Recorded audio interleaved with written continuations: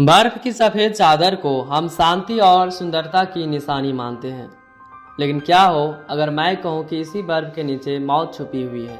एक ऐसी मौत जो हजारों सालों से सो रही है और अब जैसे जैसे यह बर्फ पिघल रही है वो फिर से जिंदा होने लगी है।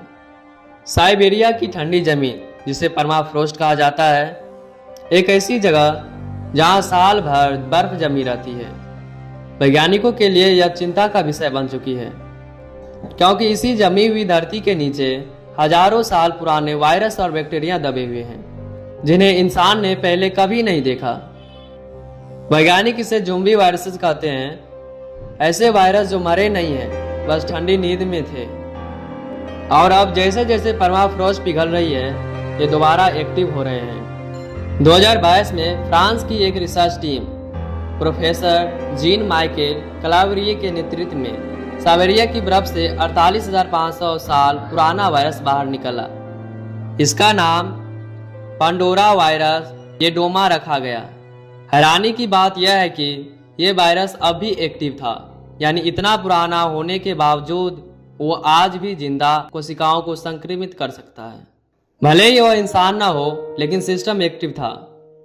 2014 से अब तक वैज्ञानिकों ने 13 अलग अलग प्राचीन वायरस खोजे हैं जो बर्फ के नीचे दबे हुए थे और फिर से जिंदा हो सकते हैं। कुछ वायरस तो 30,000 से 50,000 साल पुराने हैं। यह सवाल अब सिर्फ कल्पना भर की नहीं है, बल्कि वैज्ञानिक इसे रियल बायोलॉजिकल थ्रेट मानते हैं।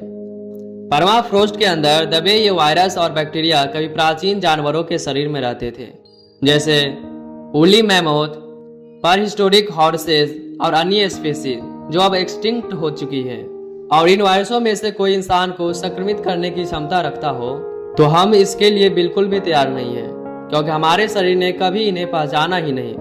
न हमारे इम्यून सिस्टम ने, न हमारे एंटीबायोटिक्स ने, और ना ही हमारी वैक्सीन टेक्नोलॉजी ने। 2016 में साइबेरिया के यामाल इलाके में अचानक एंथ्राक्स का संक्रमण फैल गया। एक 12 साल का बच्चा मारा गया और दर्जनों लोग बीमार हुए। जांच में पता चला कि हजारों साल पुराना रेनडीर जो बर्फ के नीचे दबा था, उसका शरीर पिघली बर्फ के कारण एक्सपोज हुआ और उससे एंथ्राक्स बैक्टीरिया बाहर आया। यानी ये सिर्फ थ्योरी नहीं, पहले भी बर्फ के नीचे से मौत बाहर निकल चुकी है। पूरी दुनिया में परमाफ्रोस्ट करीब 24% भूमि क्षेत्र में फैला है, खासतौर पर साइबेरिया, अलास्का, ग्रीनलैंड और कनाडा में। अब क्लाइमेट चेंज के कारण हर साल आर्कटिक क्षेत्र 10 से 15 सेंटीमीटर गहराई तक पिघल रहा है। नासा और आईपीसीसी की रिपोर्ट्स में कहा गया है कि अगर ग्लोबल टेम्परेचर्स ऐसे ही बढ़ते रहे तो आने वाले 50 वर्षों में परमाफ्रोस्ट का बड़ा हिस्सा गायब हो जाएगा, और इसका मतलब हजारों साल पुराना जैविक कचरा बाहर आएगा। मीथेन और CO2 जैसी ग्रीन हाउस गैसें छूटेंगी, ज़ॉम्बी वायरसेज और अन्य रोगाणु फूल जाएंगे। यानी ये सिर्फ महामारी का खतरा नहीं, बल्कि पूरी पृथ्वी के वातावरण को बदलने वाला खतरा है। कोविड-19 ने हमें दिखा दिया कि एक छोटा सा नया वायरस दुनिया को कैसे रोक सकता है। अब सोचिए अगर कोई ऐसे वायरस जागे जिसके बारे में हमारे पास कोई डेटा, कोई वैक्सीन, यहाँ तक कि कोई उम्मीद भी ना हो।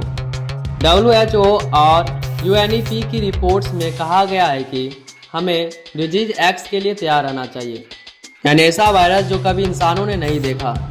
और ये वायरस बर्फ के नीचे से भी आ सकता है। हमें लगता है कि बर्फ सिर्फ ठंडी होती है, लेकिन बर्फ सिर्फ ठंडी नहीं, खतरनाक भी होती है। धरती का इतिहास बर्फ के अंदर दबा पड़ा है। सिर्फ जानवरों और पेड़ों का अवशेष नहीं, बल्कि ऐसे खतरे भी हैं जो हमारी सभ्यता को फिर से शुरू करने पर मजबूर कर सकते हैं। पर डर में जीने का मतलब यह नहीं होता है कि हम अंधे बन जाएं। हमें बदलाव लाना होगा, क्योंकि अगर हम नहीं रुके तो ये सिर्फ बर्फ नहीं बल्कि हमारी नींद टूटेगी, जब मौत खुद हमारे दरवाजे पर होगी, बर्फ से उठकर बिना दस्तक के।